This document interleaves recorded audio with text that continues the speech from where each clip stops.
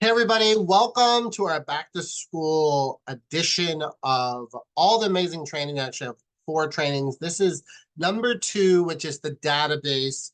And if you're like me, I've been in real estate now 20 years. You have heard the word database drilled into your head since birth, it seems like, right? So we're going to talk about the database in a little different angle, a little different way, but also some of what we're going to go over today are some of the foundational or fundamentals that we should be using that maybe we have over the last few years of the craziness of the pandemic and the craziness of the market. We've just lost touch base with our database. Some of the people that I coach, right when I first onboard them, I realized they don't even have a physical database. They have a spreadsheet.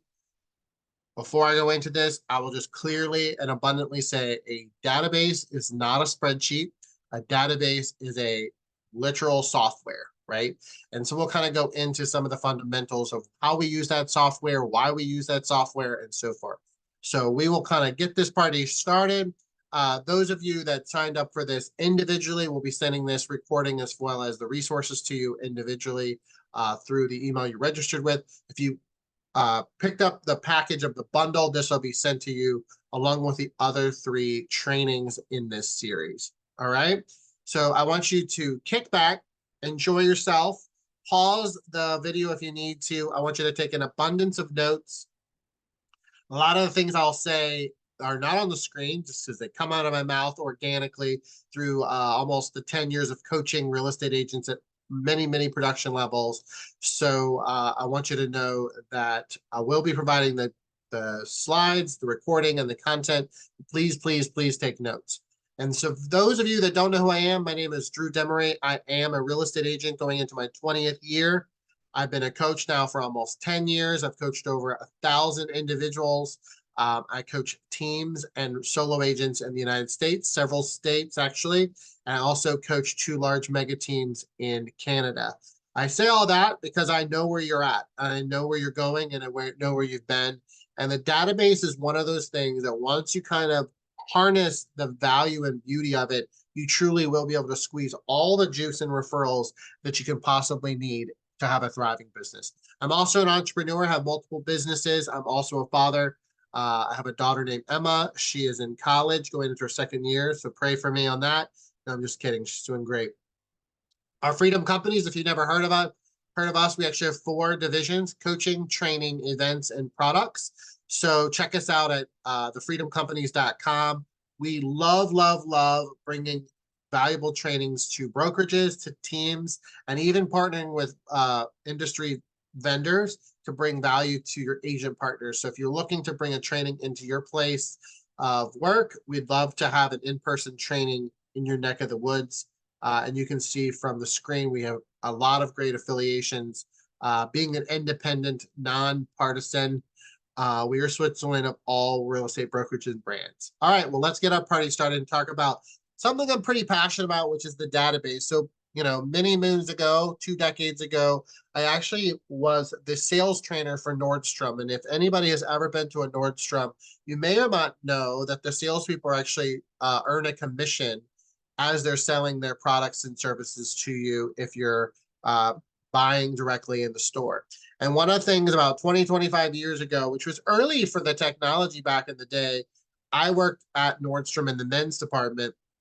And any customer that came in, we actually printed off a customer barcode and we added it to the back of our business card. And we basically said, every time you do a purchase at Nordstrom, please have the salesperson, if it's not me, scan this barcode so it tracks all your sizes, your styles, your brands, and everything like that.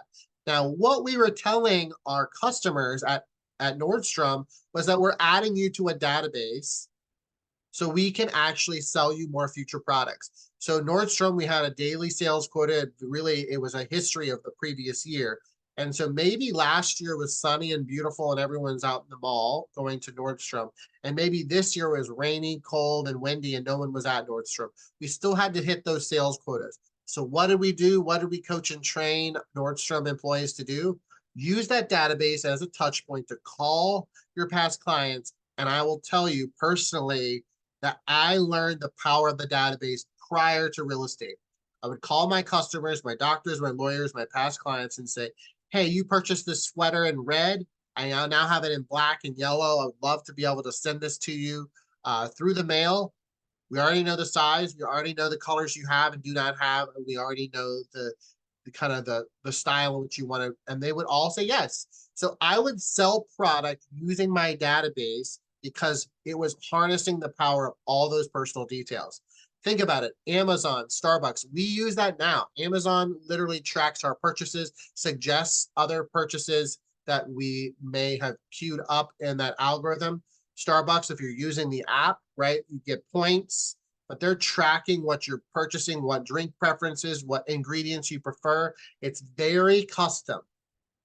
So what all of you, if you're a new agent or if you're in business for the last 25, 30, 40 years, I want you to start to think of your database differently, because the way that you harness your database will change the trajectory of your business. And I will tell you, going into this new market, completely different after COVID and this post-COVID, going into this 2024, 25, 26 market, those that harness the power of their database are going to be the winners. Those that harness the power of the database and the usage and the customization that it provides are going to really reap the benefits at the end of the day. And I know that's going to be you, because you're going to dig in, you're going to dive deep, and you're going to continue to use database as a tool in your resource. So even though you've heard this word for years and years pounded into your head, hopefully we're going to refresh it, revive it, and maybe teach you a few things that you haven't heard before. So of course it starts with the database mindset, and that's kind of why we're talking about it, because why does everyone keep talking about it? Why is it so hard to keep it going? Why do I have to keep adding stuff and logging into it every day and like nurturing it and hitting the buttons and having all the automation, right? Oh my gosh, I just want to sell houses. I don't want to do the admin work. I'm going to tell you that you putting the time and the effort and energy into this database, you are actually going to be building relationships in your database. If you start to change your mindset that instead of it being a task or an admin pain in the hassle, or it's going to be just something that someone else should do and not you as a salesperson, you are in the relationship business, and building that business is important, because we are not in the housing business. And what is a database? It literally is a CRM, a customer relationship management system, right? It's building that relationship. And I am preaching because I want you to get inspired and excited that you have the driver's seat to influence people and to make them feel important. Ray Bennett, one of the best ways to influence people is to make them feel important. I will tell you, your database is going to be essential for you to do that, because as you grow your business and scale it, you're not going to remember people's names. I hate to say that. You're not going to remember their kids' names. You're not going to remember their birthdays. You're not going to remember major life events, because the more you have conversations, the more all that in your brain isn't able to be stored. And this database allows you to look smart, feel smart, and really influence people. Because we all know, if you really want to influence people, they got to gain trust, right? We got to gain their trust. What's more trustworthy than a realtor reaching out and telling them about what's really happening in the market? Then we're going to go to the next level. We're going to take that trust and we're going to make it personal. We're going to know personal things, their preference in color, their wine or beer, non-alcoholic. We want to know what their birthday is, right? The more personal we make it, the more trust we build, and the intention and the consistency all combined. It's like all these ingredients in a cake. It turns out beautifully, and your database connects all the dots for you. So I would just challenge you. Are you opening your email every day? Yes. Are you opening up social media, Facebook, Instagram, TikTok every day? I would say yes. Most people are. Are you opening your database every day? Are you inputting new information? So today we're going to talk about the power of doing that, because if you don't want a transaction experience, if you don't want to be questioned by your price, then value has to show up. And how we show value is connected to the relationship experience. And I'm telling you, my days at Nordstrom, my 20 years in selling real estate, I look good, sound good, and honestly, they trust me and they know that I have a personal touch, because secretly behind the scenes, I'm using my database to really push all that up. So it's a living record, right? So first thing I do when I coach someone, I will ask you to share your screen and let's open up your database. Every CRM I've ever seen, every you name it, Follow Up Boss, Real Referral Maker, there's LionDesk, there's so many different ones. KV Core. I will tell you, all of them, when I have you log in and share a screen, is it a living record? Do I see name, addresses, and phone numbers and email addresses? Yeah, sure. That's an old school Rolodex.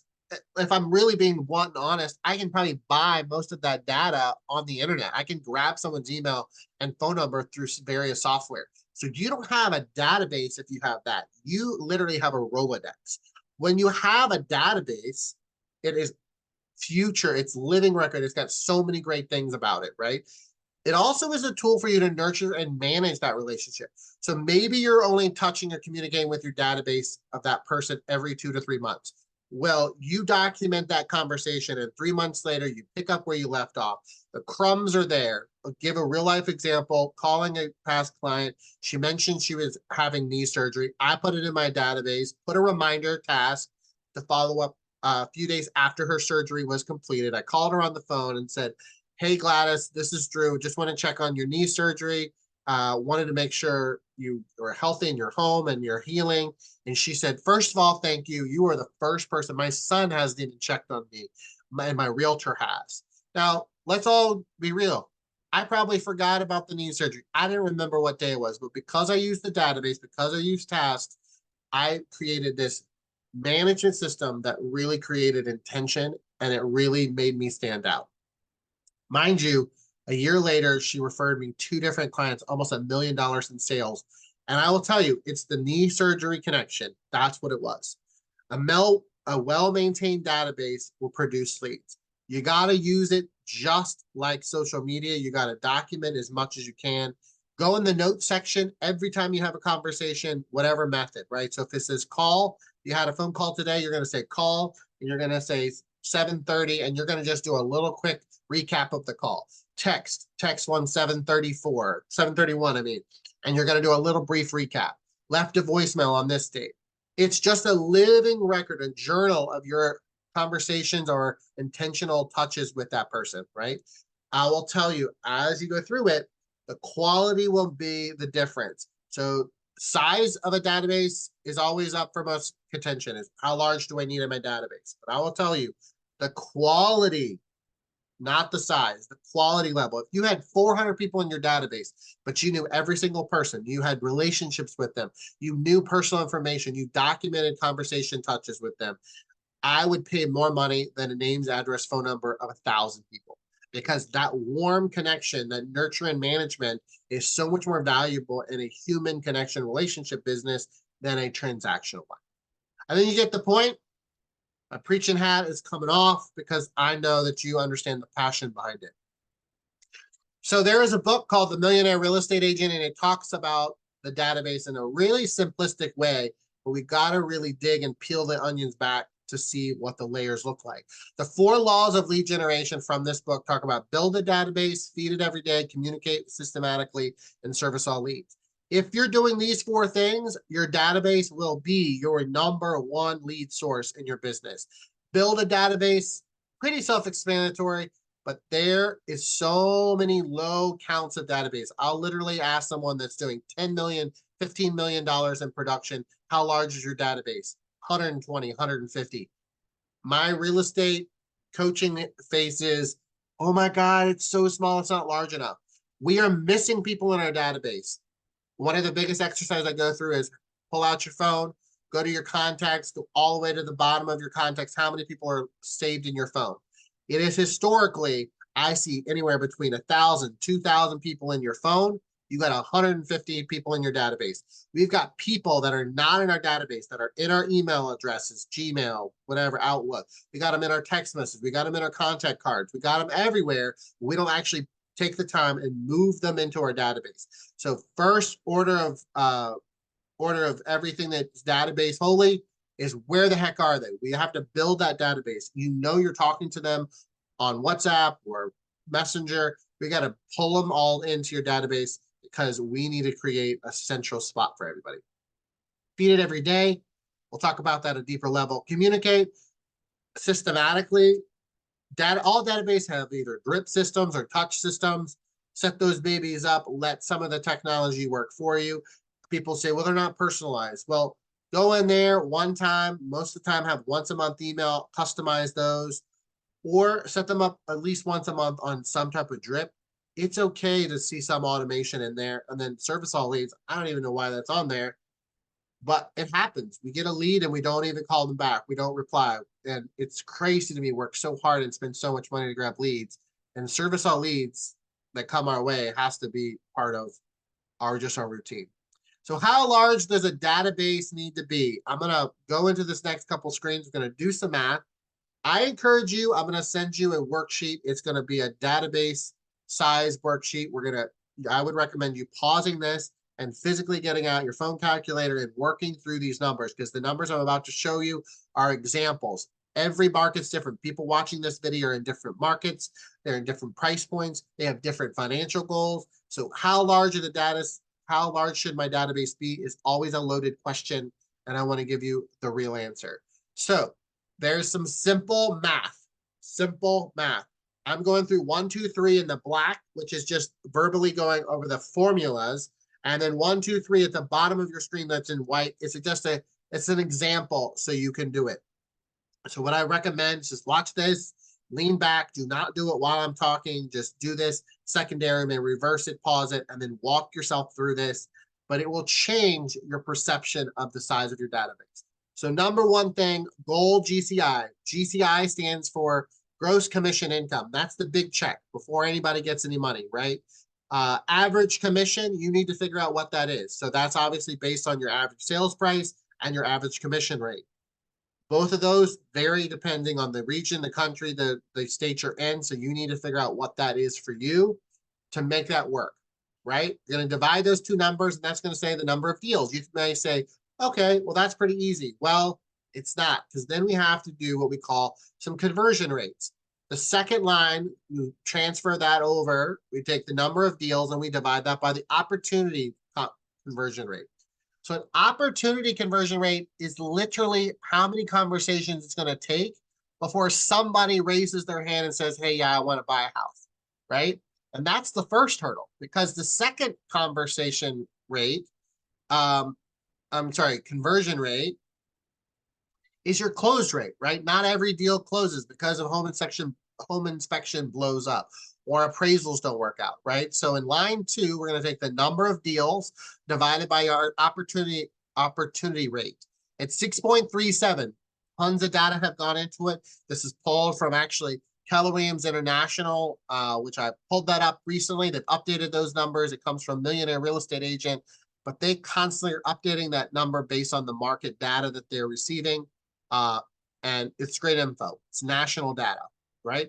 It's for everybody, right? And then that will give you the minimum number of contacts you need in your database. You're like, okay, that'll be good enough. No. We got to go one layer further, which is step 3, minimum contacts divided by your close rate. I put in here 75%. And you're going to say, well, Drew, I am a closing machine. I close all my deals. And I don't disagree with you. One thing I coach to people is that you have to build a batting average. If you're closing 4 deals religiously every single month, in my opinion, that's 100% conversion rate, right? You need to have more deals, because your batting average needs to not be perfect, right? If you look at a high producing or a highly professional baseball player, their batting average isn't perfect, right? They're missing the ball. They're swinging and missing. They're doing foul balls. If we're not having enough deals to have a conversion rate, then you're not stretching your business. So I would recommend you keeping it at 75%, because let's say you're converting at a higher rate, that's either more money and your contacts, the number of people in your database, are actually working to your momentum, right? So we're going to go into the bottom screen of this and the real life example, 1, 2, 3 in the white. So I put $150,000 of gross commission income. We're going to divide that by an average commission of $9,000, and that's going to give us 16.6 deals. We're going to round up to 17 deals, right? So we're going to sell 17 houses. 17 deals divided by that 6.7 opportunity rate equals 266 contacts. Then we're going to slide it down to number 3. We're going to divide that by our conversion rate of close rate, or what we call that batting average, and that will equal 354. This is an example of grossing, not netting 150 grand. You have to have 354. I'd probably say on average around, if you want to make about $100,000 a year on an average market, average price point, you're going to have at least 350 people in your database. If you pull up your CRM today and it's not at 350 or greater, depending on how you calculated it, you've got some work to do. It's intention. It starts with honestly grabbing your phone, adding people, going through your social media, grabbing them, putting them in, going through your emails. You probably have, and on average, we have over 100 people that are not in our database that should be. So my challenge to you is to build it, which is that first step. Then I want us to have a conversation about the difference between a lead and a contact. If you look here, it says contacts, minimum number of contacts needed in your database, right? It's different than leads, right? Leads are people that have shown interest, but they don't have that two-way interaction with us, right? So maybe you got an internet lead, maybe you door knocked and you had a great, pleasant conversation. They haven't hired you.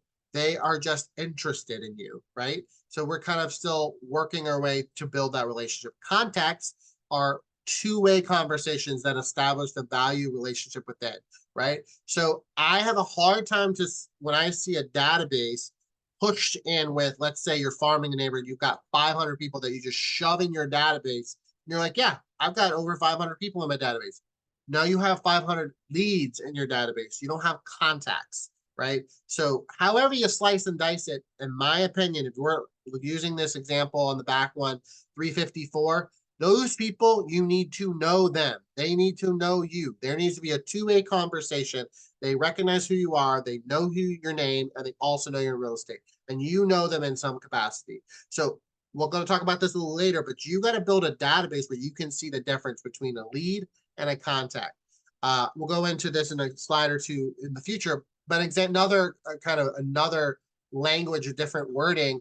Leads are what we call not mets, kind of old school KW model that is again in the MREA book.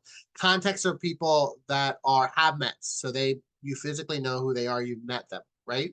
So just knowing the difference, make sure you're categorizing, organizing your database so you know the difference, because I don't want you to have this mirage of, oh, I have 500 people in my database, I'm good to go. I should be making easily 150,000. If we go back, it's opportunity and it's conversion rate. But even if we go back even a couple more, it's literally about that trust and personal connection. Do you know them? Because if you do not, then it is not a contact, it's a lead. Okay. All right. So how many contacts do you have to kind of add to your database? I would always say minimum should be 10. So let's say you have 350 and that's connected to your goal. And you're like, man, Drew, I'm still not hitting my financial goal.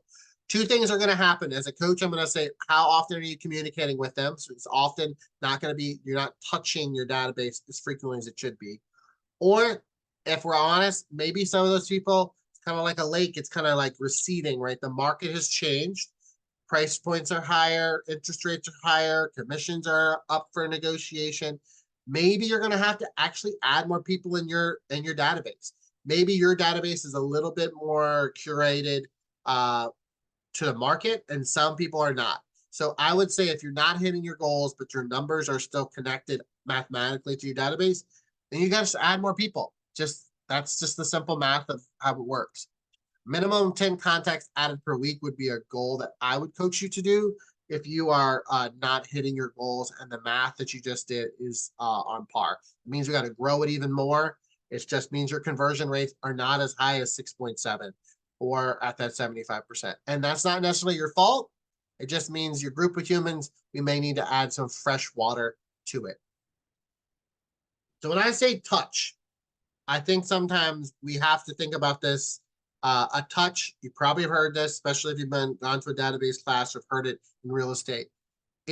We've got to touch them often. We got to touch them in different ways, right? So we've got to make sure that a touch would be a text, a different touch would be an email, a different a touch would be a handwritten note or something direct mail. Another touch would be a voice memo or a video text, right? Whatever. There's so many ways to communicate now. The old school way of touches in real estate, only thing we could do was phone calls. We've now reached a whole different arena with social media and different touch systems that you can touch them in different ways. And I always joke, it kind of sounds weird, almost just creepy, but people need to be touched often and they have to be touched in different ways. I may not resonate as a consumer with emails. I may do better with text messaging. I have literally people that I can direct message them through Facebook, Instagram, and they'll reply to me, but I text them and they don't reply, which is crazy to me because it's on the same device. It's the same phone. It's just their preferred method, right? WhatsApp, different things like that. In order for people to provide you with leads, in order for them to go from leads to contacts, right? They got to like you, trust you, and remember that you're a real estate agent. And that's the beauty of what a database does. It does all three simultaneously as we go. Talk about a touch, 36 touches. You've got to touch every single person. So in the example I gave before of the size, 354 people, we have to touch them 354 people 36 times. I'm going to do the math on that just to show you the magnitude, right? 354 people times 36 touches. That means we as salespeople have to do in an annual year, we have to do 12,744 touches. And you're going to be like, how do you have time to do anything else? How do you have time to write offers, negotiate contracts, go on appointments? Because your database is working for you. It is a soldier in the fight. It is a team member, a part of your solo or team real estate company, right? So I'm going to email this to you so you have it. I think this is a great breakdown, something simple you could use. It's a spreadsheet that I've used for years, but it basically breaks down the 36 touches. And I pull it up every single month, and it gives you literally touch points. Here's the touch points for January, February, and March. It's broken up in 3-month cycles, so quarterly. It's an opportunity for you to go, am I doing this? And it's also giving you an opportunity or a reason, or honestly, to pounce out some of the excuses that you have that say, oh, what am I supposed to say? Or what's my text message this month? Or, oh, I've been bombarding them, so what am I going to do? I don't want to sound redundant. It gives you a roadmap so you can touch these people consistently. This is just a general example. You can slice and dice these numbers and how you touch them, right? If your people are not huge on events, bump that down from 4 to 2 and take those 2 touches and move them around, right? So this is just an example, but it is truly something that has to be done. So when we see those conversion rates and we see you making money from your database, it's not just putting them in. It's not just using your database to automate some emails. It's a full-fledged machine that it's like an engine in a car. It is running on full throttle, and it is something you can do. It's not hard. It's not complicated. It just takes consistent habits. All right. Standard systems to making a touch is easier and scalable. So we're going to talk about some systems, some standards. This is where it's funny. I coach and teach this for many years and use a database myself. Some of the foundational things we just don't do. And it's funny, it's kind of like building a house on quicksand. It's like, if we don't have these standard systems in place, our database is not going to survive. Our database is going to switch around. And so that's something. So how many phone contacts? We talked about that. How many people do you have in your database? Do that comparison, sort your contacts. I have people exporting their contacts from their phone. If you have an Android or iPhone, go on YouTube, figure out how to take your phone contacts, export them into a CSV file, and go through and clean those out. I have people that are like taxi driver from Austin, Texas. I have weird names, red shirt guy, right? I have some names and contacts in my phone number that honestly don't need to be in my database, but there's a huge amount that do. So once a year, exporting your contacts from your phone, going through that spreadsheet, cleaning, deleting all those duplicates, all the people that you know you don't want in there, and then uploading them in every year will give a little bit more context to that. So that's the first thing. Talk about those 2 groups of people. I'll tell you a little bit interesting take on this is not Mets. Those people you do not know. Mets you do know. I have people in our industry that I coach. They keep their not Mets in a database such as MailChimp or Constant Contact. So this is a group of humans that they have never sold a house to, and they are working to, and I've seen them in like Zillow campaigns, I've seen them in Mojo, like they're pulling them in an external software. These are people that are cold, that they don't know, and they're using that as a database. Then once they have a relationship, there's a two-way contact, right?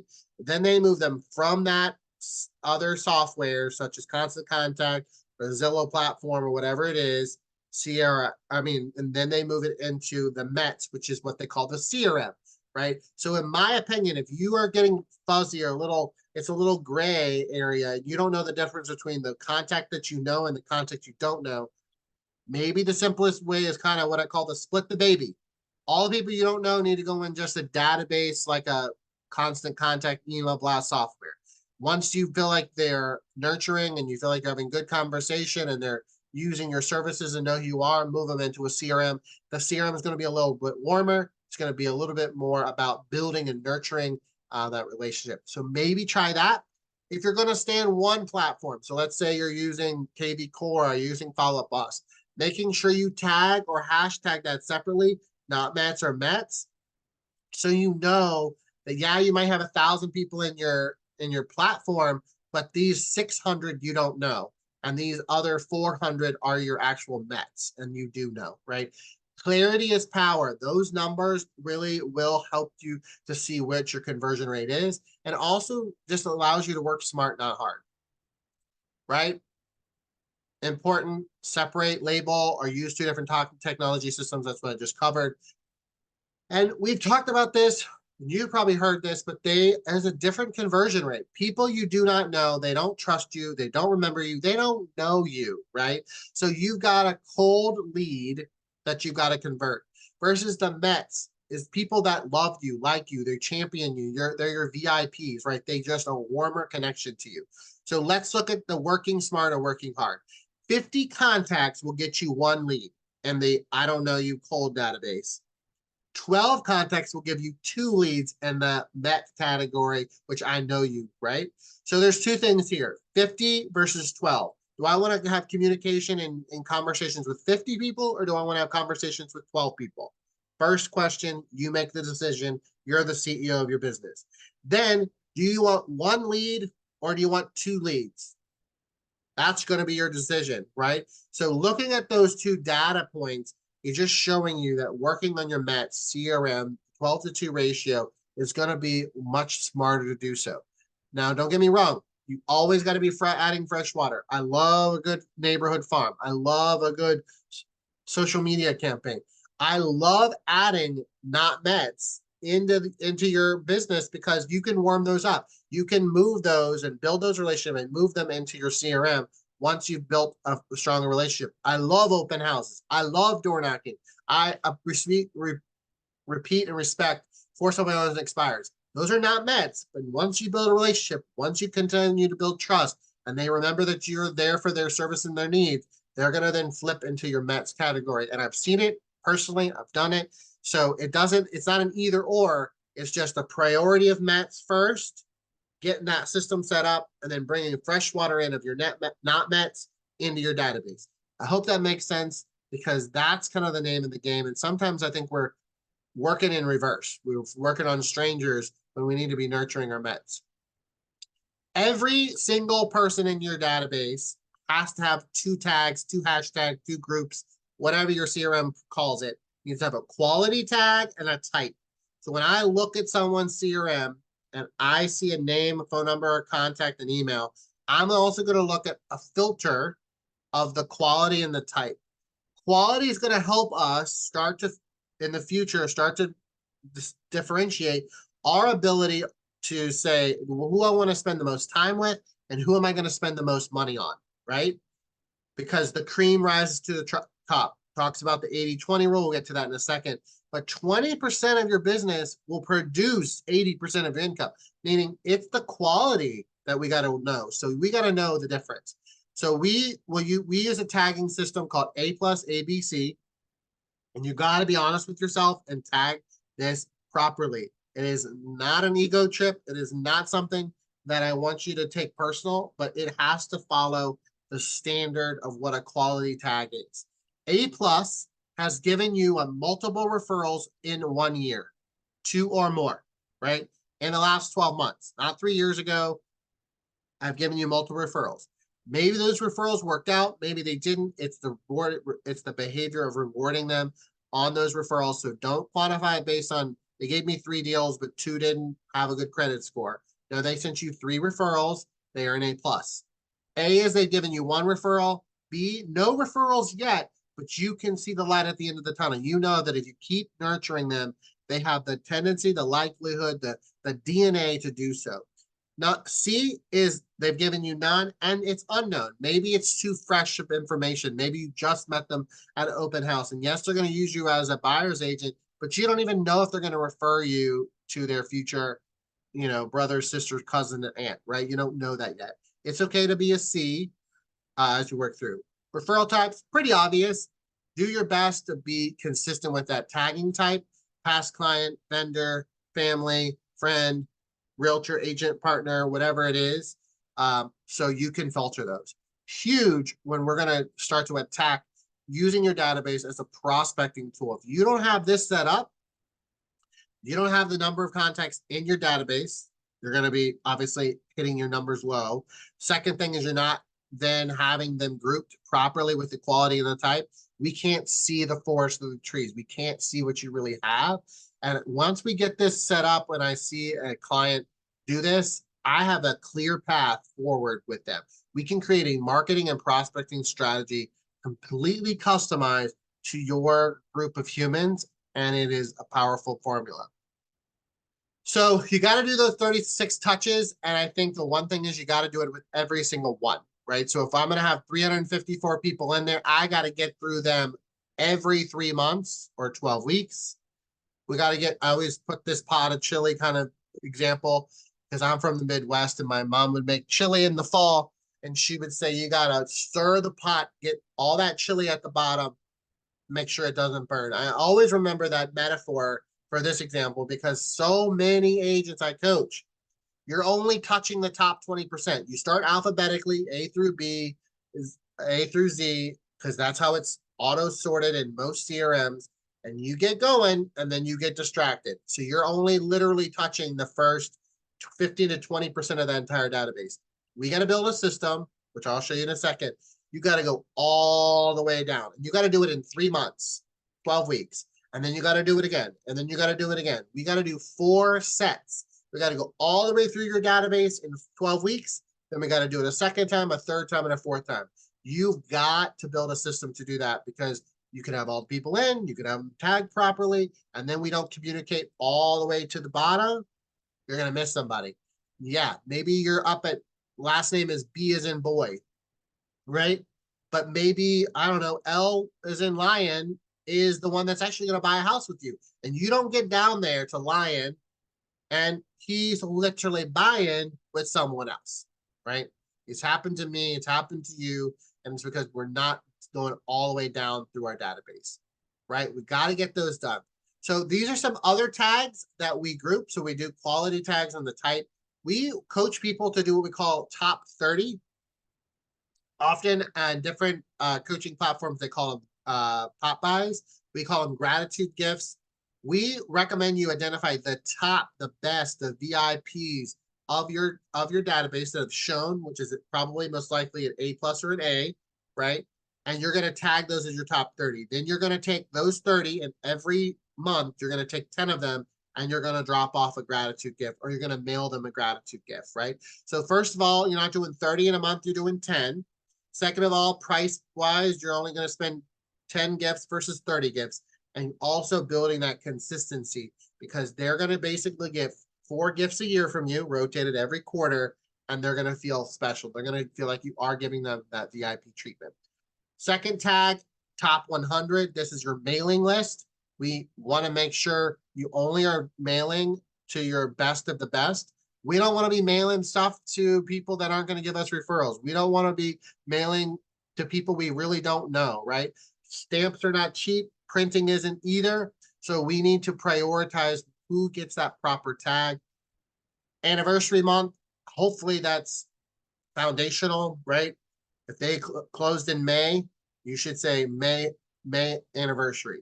And then every single one of your past clients, you'll be able to now have it filtered.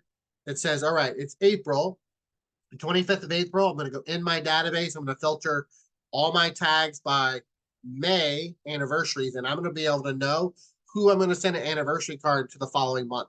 Systematically building a system where you're going to touch people through their anniversary. Birthday, same thing. If you actually dig deep and get that information once a month, around the 25th of the month, I pull all the birthdays for the upcoming month. I do all the cards at the same time. I write a little note, move on with my life, stick a stamp on it, rock on, and do what I need to do. But that touch is built into that 36 system. Then we have what we call DTD2. This is my past life. I actually was an agent at Keller Williams, and I picked this up through MAPS coaching, and they have an amazing program, but they have a system called DTD2 tag, and I want to show it to you because it changed my perspective on how I use my database. That Chili example, it allows me to now use, I literally print this out every 12 weeks. I use it just like I coach my people to use it, and I literally go alphabetically through this system. So week 1, A to W, week 2, B, E, and work your way through, right? So maybe I'm sick, like I was literally last week, and maybe I couldn't get to week 4 because I was sick. So when I'm now going to week 5, I go to H, D, and CK. This is the last name of the person in my database. So all I do is filter by my last name, and I'm rock and roll. You can also add a tag for these systems. So maybe a tag would be A and W. That's a tag. All tags and groups in all CRM products are filters. It's just a way for you to have a quick button to be able to see that list in a much more compact way. And why is it not A, B, C, D, E, F, G, right? It's because they take the average US population of last names, and they basically are coaching you to touch your database at about anywhere between a 5 to 10% rate. So again, just like the Chili example, gets you all the way to the bottom. And that allows you to do 4 cycles, which are 4 calls per year, AKA calls. Honestly, don't be literal. It could be text, calls, emails, notes, gifts, drop-bys, whatever it is, but it's a touch in that 12-week cycle. Hope that makes sense and is kind of method to madness, right? Every CRM has a monthly drip email. I don't know why we don't use it. I literally, when I coach people and I audit their database, I look at your contacts and I literally see either a checkbox that they're self-subscribed to a monthly drip email. It's something is better than nothing. Don't overthink it. Really, open rates of emails are anywhere between 25 and 30%. So your whole database, maybe it's 350 people, aren't going to read the email anyway. But those that do, those that see your face, those that see that tagline, those that see your logo are going to continue to build that mind share that we need them to do. So don't overthink it. And yes, you have to have emails in there, because if you don't have an email, you can't get the drip emails to work. So I would spend time, effort, and energy on missing emails for sure. But my question to you, what contact information is missing the most from CRMs? Hopefully it's not the name. You gotta have somebody in there. Hopefully it's not the missing email, because you need to have them send a direct drip email monthly at the minimum, right? What do you think is missing? I'll give you a minute to think about it. Yep, you guessed it. Only 14% of CRMs actually have a street address connected to it. What in the world? We are in the address business. The only way we can do CMA, the only way we can follow up and see if they need our services, the only way we can mail them something, the only way we can do our jobs properly is to have their address in the daggone CRM. So if you don't know the address, pull it through the tax record. If you don't have their address, ask for it. If you have sold them a property and you didn't put the address in, go back in MLS and put it in. It is missing information that you need to close the gap on. It is crazy to me that we're in the real estate, we're in the housing business, and we don't have the house addressed in our CRM. So work on that. Okay. So this is literally just a checklist, full contact information, grouping, categorizing properly, update with notes. I gave the, knee surgery example. Reoccurring tasks are an amazing thing of any software. You call me or text me today. I want to set a reoccurring task that in 3 months, you're going to text or call me again, right? So every contact should have a task. Because if we're really honest, yes, today, encapsulating in time, you called me on the phone, we had a great conversation. But I need to hear from you 3 months from now. And let's hope that you're following a DTD2 system and that you're on track. If not, that task needs to say, hey, yeah, it's flash forward, it's 3 months, but now I need to call Drew back again to continue our relationship conversation, right? Reoccurring tasks are huge in a database. Automatic emails, we talked about that. And also knowing your numbers, right? Know how many people you have in your database, knowing how many you're adding each week/month, right? My coaching recommendation is adding 10 a week. That means a minimum of 40 new every month. So if I start at 250, I obviously need to be at 290, right? So I've got to keep building that. I have a great example. I have one coaching client I'm currently working with. She's at 183 when I first started coaching with her 30 days ago, actually. I think we're in 60 days now.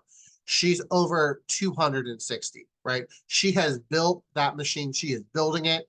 We're also simultaneously feeding it. And she's getting business left and right, leads left and right, all because of the power of using the database. I don't have time, Drew. I'm so overworked. I have so much to do with my personal life. I have so many clients. I need somebody else to do my database. Let me just digress real quick. All things fit into the time allotted.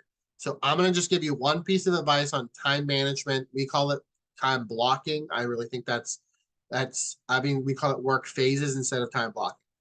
Time blocking, I've heard, again, since I began real estate almost 20 years ago, and it is such, I guess, no offense, but I'm kind of take offense. I feel like I'm a factory worker when somebody says time block. If you tell me from 9 to 11, I have to lead generate every single day, well, what if I have a buyer and it's low inventory and the only house that came on the market finally popped on the market and my only showing availability is 10 a.m. You know what I'm going to do? I'm going to go show that house because I know I have to make that priority based on the situation. So yeah, time blocking works if the world is perfect and every little Lego is perfectly lined up. I personally coach, and I personally believe as an entrepreneur and a real estate agent that work phases are more realistic. The difference is a work phase can fluctuate on time. So these are the 4 work phases we coach people to: new business, current business, appointments, and administrative. You'll also see the colors. I color code using Google Calendar. Green is new business, blue is current business, red is appointments, and administrative tasks are yellow, right? So when I'm looking at today's calendar, I might have not a lot of current customers. Maybe my blue is super small because I don't have any clients I'm showing properties to. So it's kind of at a minimum allotted time. So that means my new business, I got some time to go lead gen. So I'm going to blow that green space up. I'm going to block out an hour and a half, 2 hours. When I get that fresh money, I'm going to do those money-making activities. Then maybe I do have appointments this week. I believe in having appointment goals, such as 2 a week, right? So I'm going to put blocks of red appointments, and they are going to tell me that I'm setting those appointments and I'm making it happen. But the database where it falls in is administrative tasks, right? Database updates, handwritten notes, social medias when you're going to do that, maybe scheduling or building out content, reels, things like that. Maybe you're going to do your mailed marketing, your transaction paperwork. Maybe you got to do some business shopping, like you got to pick up some VIP gifts. You got to travel and drop those off.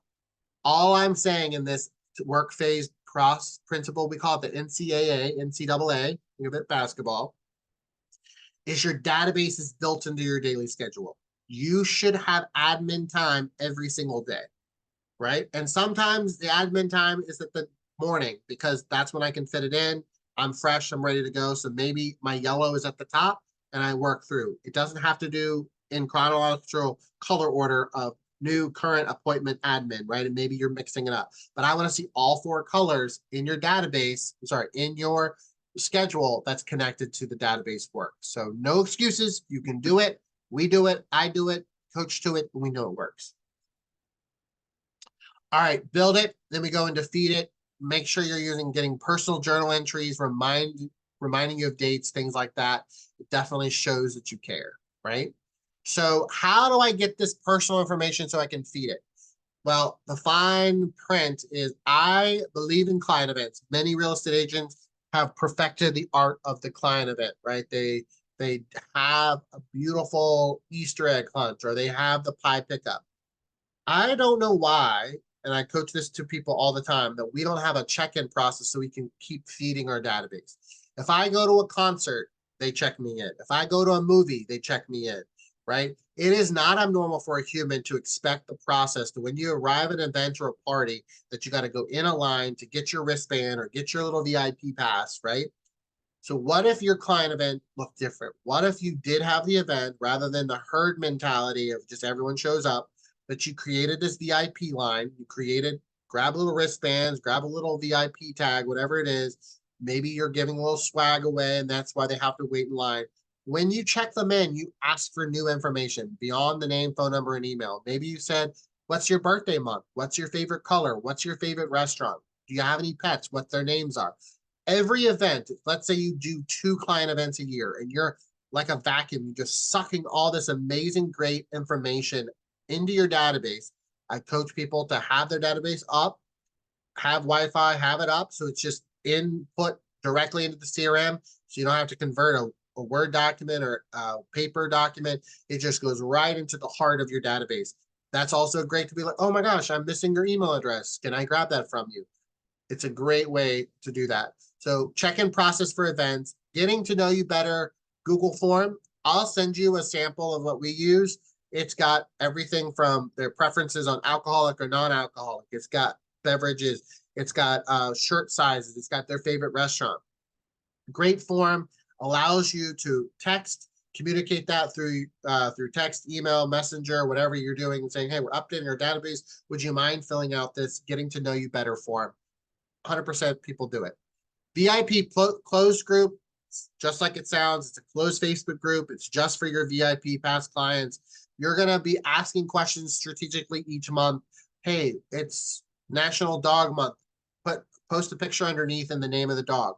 Then after they post those photos and that information is going to update your database with that, right? Stalk their social media. Go in there and find their birthdays. Go in there and see what their wedding anniversary is, right? Make it an onboarding process. If you're doing the buyer and seller consultation, maybe you're doing that get to know you better form right up front. And once they choose you as their agent, then you import that into your database. No excuses, you gotta feed it, right? And so there is everybody's like, well, what's the best CRM around town? What's the best product? What's the name of the best database?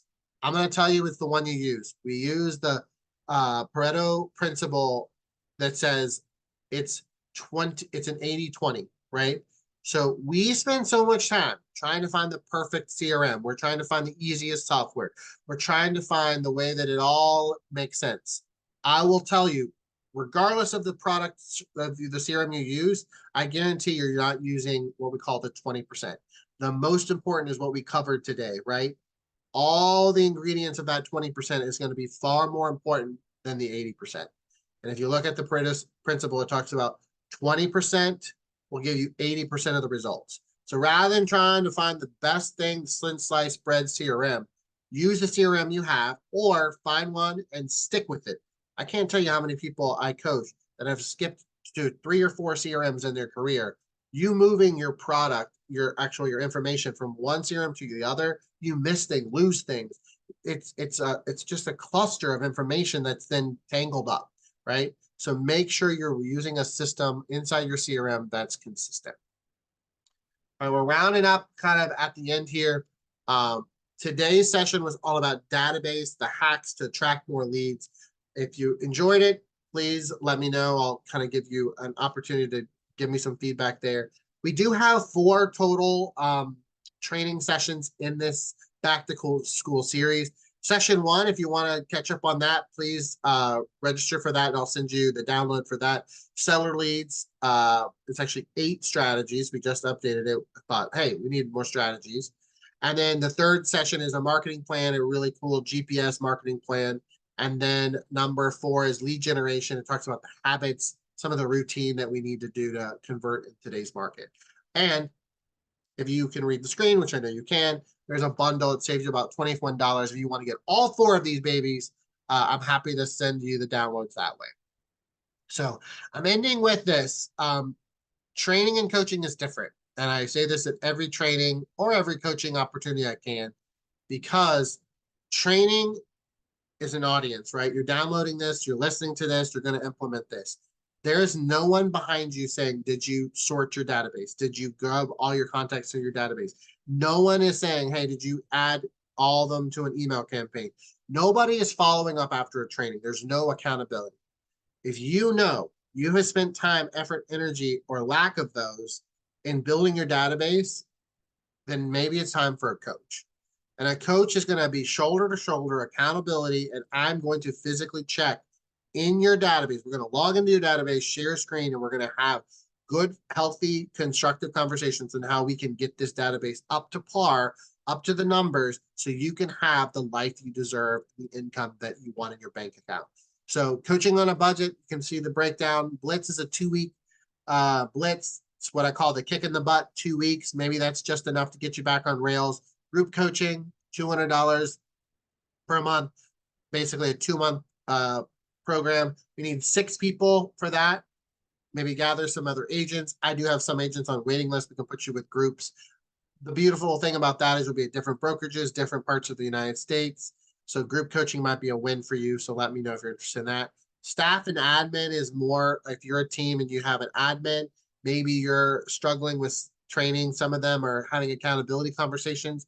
For $200 additional beyond our one-on-one, we can help you with that. Our most popular is one-on-one. It's $395. I will make a note. It's normally $495. Because you do training with us, because you downloaded this and are watching this, you're getting it at a discounted rate at $395 a month. Leadership, multiple businesses. Maybe you have 2 or 3 other side hustles, property management, or maybe you're a brokerage or a team lead of a brokerage real estate team. Much more complexities to that, but I love doing that for leadership as well. Okay. And my final thing before we kind of end today is I want you to pull out your phone and scan this QR code and provide me with a Google review. Just like your business, we are referral based. Many of my past and current coaching clients and training clients refer me, and I'm greatly appreciative of that. But real estate coaching and training, a lot of people Google, right? We're almost at 300 Googles. We want to definitely be far more than that. So if you can scan and just take 1 minute to type 1 sentence about your experience on this training, or maybe something that you've experienced with our company before, as we go forward. So my final thoughts on database with a twist. If you have heard the database conversation for the last few years, if you are a veteran in the business and your database is not where it needs to be, there is no more of a time. There's an alarm. There's a alarm bell ringing in your ear right now. The now is the time for this to be a priority. The market has changed. The market in the next 60 to 90 days is changing, right? Going into 25 and going into 2026 could be an amazing opportunity for you to take market share, for you to shift your market from past maybe buyers into sellers, maybe focus on your database to squeeze out some more referral opportunities.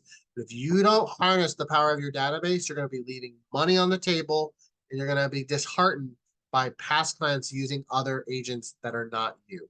So my heartfelt, passionate request and rally cry is take the time now to clean up, to tighten up, to get your database where it needs to be in numbers and in quality. So quantity and quality matters in this time. All right. Thank you so much for spending time with me today. Thank you so much for investing in this training. I hope you got value from it. Please get me feedback. Let me know if you need something else from me. All this will be sent to you in an email with a download with all the resources that I mentioned today. And if for some reason the downloads or the recording doesn't click or download properly, just simply reply to me. I'll be happy to communicate with you. If you need real estate services such as a coach or a trainer in your market, in your area, in your brokerage or your team, on the screen, call me, text me, 804-937-0773. Email goes directly to me. I am only a phone call, a text, or an email away. Thank you so much. Have an amazing day, and I'll talk to you soon. All right, bye.